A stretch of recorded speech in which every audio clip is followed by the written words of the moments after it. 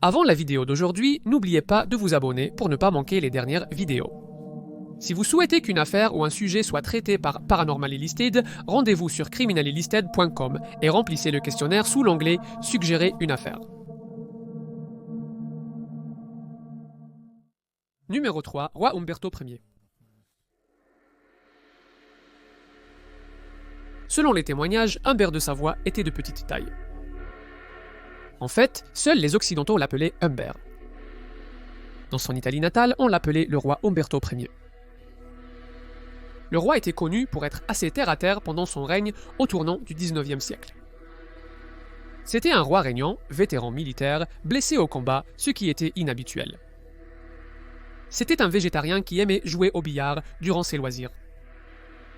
Il aimait faire des blagues de temps en temps. Une fois, selon l'histoire, sa femme, Margarita, le harcelait pour qu'il teigne ses cheveux gris en brun, ce qui était à la mode à l'époque. Après plusieurs insistances, la reine fit discrètement placer une boîte de teinture pour cheveux dans la salle de bain du roi, espérant qu'il comprendrait l'allusion. Il l'a comprise. Imaginez la surprise de la reine lorsque son précieux caniche blanc entra dans sa chambre, désormais teint d'un chocolat foncé et luxuriant.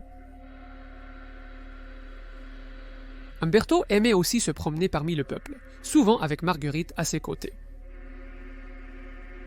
Que l'épidémie de choléra soit maudite, le roi allait se promener et ôter son chapeau à quiconque avait un mot gentil à dire, même sous le regard des agents de sécurité. Ses gardes du corps se rongèrent les ongles car, malgré son air jovial, Umberto avait une cible dans le dos. En 1878, il a été attaqué par un homme armé d'un couteau lors d'un défilé. L'homme a été arrêté et condamné à mort, peine que le roi a commuée en prison à vie. 20 ans plus tard, en 1898, le roi a été abattu par un autre anarchiste alors qu'il se rendait à l'ambassade de Russie.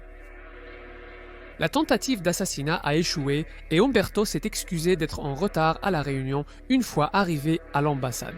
Bien que ses conseillers le suppliaient de prendre plus de précautions, il a refusé. Imaginez donc leur consternation lorsque Umberto et son conseiller, le général Emilio Ponzio Veglia, sont entrés dans un restaurant de Monza pour manger rapidement le 28 juillet 1900. Cela se passait dans la ville thermale de Monza, dans le nord de l'Italie, où le roi devait présider une compétition sportive le lendemain. Le roi et ses généraux se sont attablés dans un bistrot pour passer commande. Compte tenu de son statut de Very Important Person, les propriétaires du restaurant sont venus en personne prendre la commande du roi. Le roi a réagi immédiatement. L'homme, le propriétaire, était le portrait craché du roi, jusqu'à la magnifique et luxuriante moustache en guidon du roi. Le conseiller du roi, choqué par la ressemblance, invita le propriétaire à dîner avec eux. Le propriétaire, dont le nom s'est perdu dans l'histoire, déclara que les gens faisaient parfois remarquer qu'il ressemblait au roi, mais la ressemblance ne s'arrêtait pas à leur apparence extérieure. Tous deux avaient servi dans l'armée et atteint le même grade la même année, en 1870. Au fil de leur conversation, le roi eut des frissons en apprenant que le propriétaire avait exactement la même date de naissance que lui, le 14 mars 1844, et qu'il était né dans la même ville, Turin. Les deux hommes avaient épousé une femme nommée Margarita le même jour, le 22 avril 1868, et ils avaient chacun un fils qu'ils avaient tous deux appelé Vittorio. L'heure avançant, les gardes du corps du roi l'informèrent qu'il devait partir, une longue journée l'attendant le lendemain. Le roi Umberto fit ses adieux à son sosie et s'émerveilla du fait que c'était comme serrer la main à son image dans un miroir. En chemin vers le restaurant, le roi Umberto dit à son général de s'assurer que le restaurateur vienne à l'événement de gymnastique le lendemain. Le roi voulait organiser une cérémonie improvisée après la remise des médailles. Il avait l'intention de faire de cet homme humble un chevalier de la couronne d'Italie, lui accordant essentiellement la chevalerie. Ai-je mentionné qu'Humbert était un petit homme? Le lendemain de la compétition, le roi a remis les prix aux gymnastes. Le propriétaire du restaurant était absent. Le roi s'apprêtait à partir. « Où est mon double ?» aurait demandé le roi. C'est alors qu'un de ses gardes du corps l'informa que le propriétaire avait été tué ce jour-là même dans une fusillade accidentelle. Boulevardé par la nouvelle, le roi dit à son général qu'il aimerait assister aux funérailles de cet homme. Mais avant que Ponzio Vagula ne puisse répondre, 3 coups de feu retentirent. 2 ont manqué leur cible, mais le 3e a touché le roi Umberto en plein cœur, le tuant sur le coup. Le roi Umberto Ier avait été assassiné, ce qui ajoute une coïncidence troublante de plus entre le roi et son sosie, le jour de leur mort. 2. Johann Wolfgang von Goethe. Voir son propre sosie comme un présage de sa mort imminente est un récit assez courant autrefois, surtout parmi les personnages historiques. La reine Elisabeth Ir a un jour raconté à ses conseillers qu'elle avait vu son propre corps allongé dans son lit. Son double était pâle et maladif, et le voir l'avait terrifiée, disait-elle. Peu de temps après, la reine vierge tomba malade et mourut dans ce même lit en mars 1603.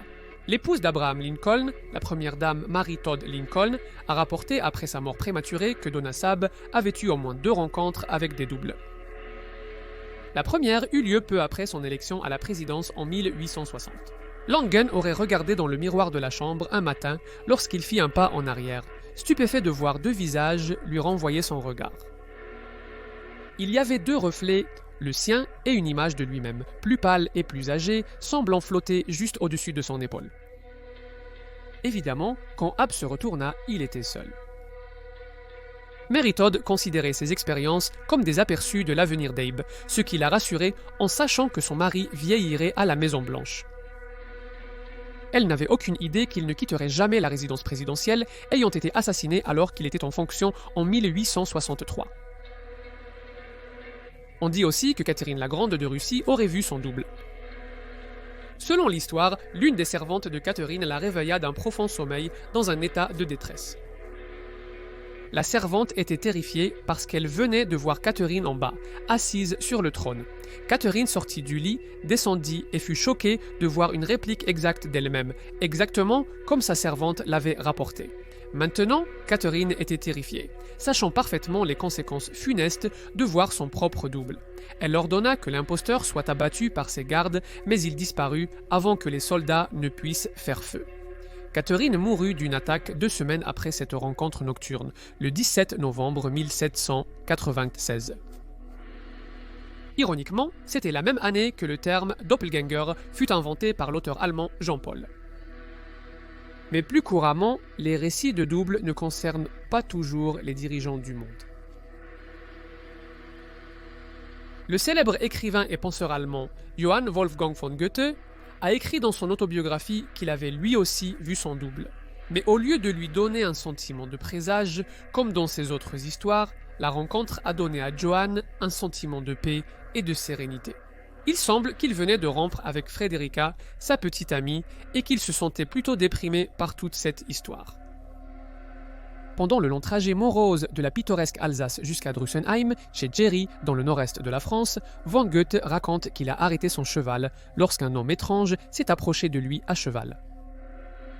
À mesure que le cheval du voyageur s'approchait, von Goethe put voir que l'homme était très bien habillé, portant des vêtements coûteux gris et or. Mais l'homme n'a pas prêté attention à von Goethe, ne lui accordant même pas un regard. C'est à ce moment-là que Johann faillit tomber de son propre cheval en voyant que l'étranger était, en fait, son portrait craché. Lorsque von Goethe tenta de tourner son cheval pour suivre l'étranger, il était trop tard, ce dernier avait disparu. L'expérience était si étrange que Van Goethe, toujours écrivain, la rangea dans sa mémoire, peut-être pour l'utiliser un jour dans une de ses histoires. Mais il finit par oublier cette rencontre jusqu'à environ 8 ans plus tard. Il semble que Johann et Frederica se soient finalement remis ensemble au cours des années qui ont suivi.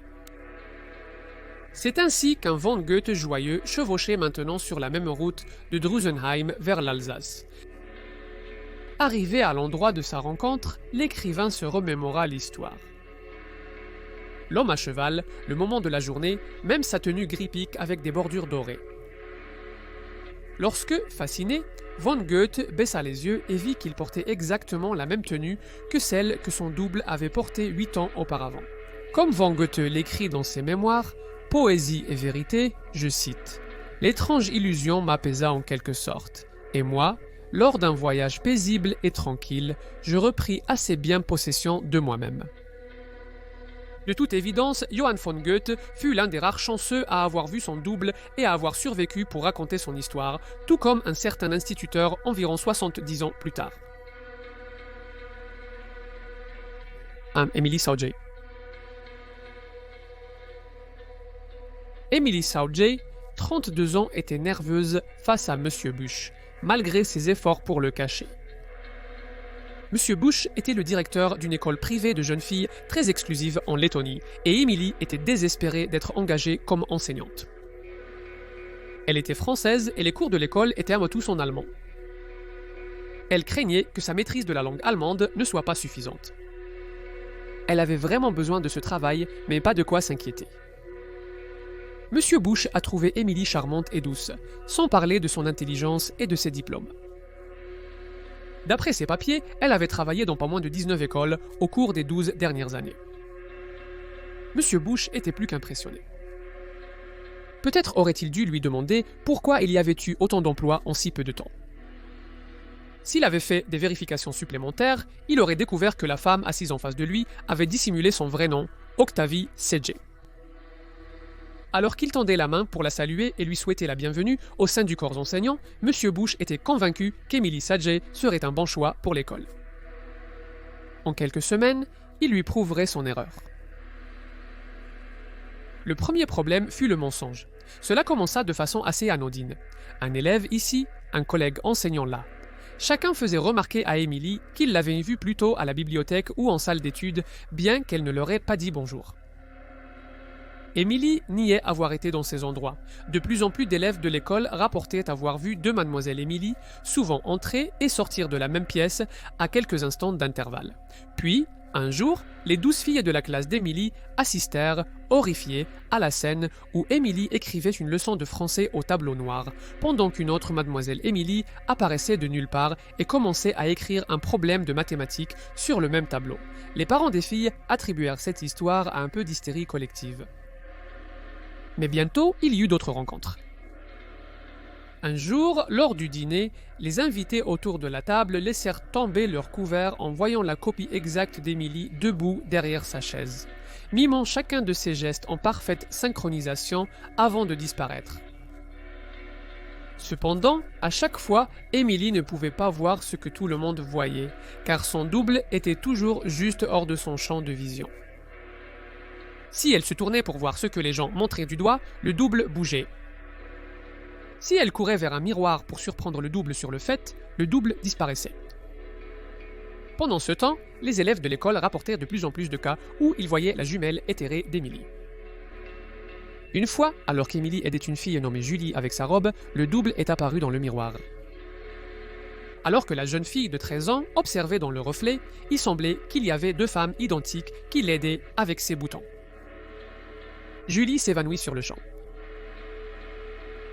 La fréquentation dans la classe d'Emily a diminué, passant de 12 élèves à seulement une poignée. En fait, selon le récit du livre de 1984, Apparitions et disparitions, par Pierre Bouquin, plus de la moitié des 42 filles de l'école ont complètement cessé de venir. Monsieur Busch savait qu'il fallait agir. Il a fait savoir à Emily qu'il ne pouvait plus la garder à l'école. De son côté, Emily était abattue. C'était encore arrivé, tout comme avec les 19 autres emplois sur son curriculum vitae. Elle jurait qu'elle n'avait aucun contrôle sur ce double, un autre nom pour les sosies dans l'Angleterre victorienne. Mais il la hantait partout où elle allait, depuis aussi longtemps qu'elle s'en souvenait. Elle n'avait aucune idée de la raison. Julie, la fille qui s'est évanouie, a raconté au chercheur en phénomènes psychiques Robert Dale Owen en 1854 que, lorsqu'elle a vu Emily quitter la ville à cheval, elle s'est sentie coupable de la tournure des événements. Mais elle a admis que les choses à l'école sont vite redevenues normales. Des années plus tard, Julie, alors âgée de 16 ans et toujours pleine de regrets pour ce qui était arrivé à Emily, une merveilleuse enseignante, partit à sa recherche. Julie a pris une calèche pour rendre visite à Emily, qui s'était installée chez sa belle-sœur non loin de là. Alors qu'elle frappait à la porte de la nouvelle résidence d'Emily pour s'excuser de la tournure des événements, Julie entendit des rires d'enfants à l'intérieur. Emily ouvrit la porte entourée de ses nombreux neveux et nièces, qui dirent joyeusement à Julie qu'ils adorent avoir leurs deux tantes Emily pour s'occuper d'eux. Merci beaucoup d'avoir regardé cette vidéo, nous espérons que vous l'avez trouvée intéressante. Si cette vidéo vous a plu, abonnez-vous à la chaîne. Nous publierons une nouvelle vidéo sur le paranormal chaque semaine. Si vous venez de découvrir cette chaîne, n'oubliez pas de visiter notre autre chaîne, Criminally Listed. Nous avons plus de 325 vidéos présentant des histoires criminelles étranges, mais vraies. Vous pouvez la trouver sur youtube.com/criminallylisted. Nous avons aussi un podcast appelé Criminally Listed Present into the Killing sur des affaires non résolues qui ont finalement été élucidées. Vous pouvez le trouver sur Stitcher, Spotify, Amazon Music et les autres plateformes de podcast. C'est tout pour aujourd'hui. Merci de nous avoir regardés.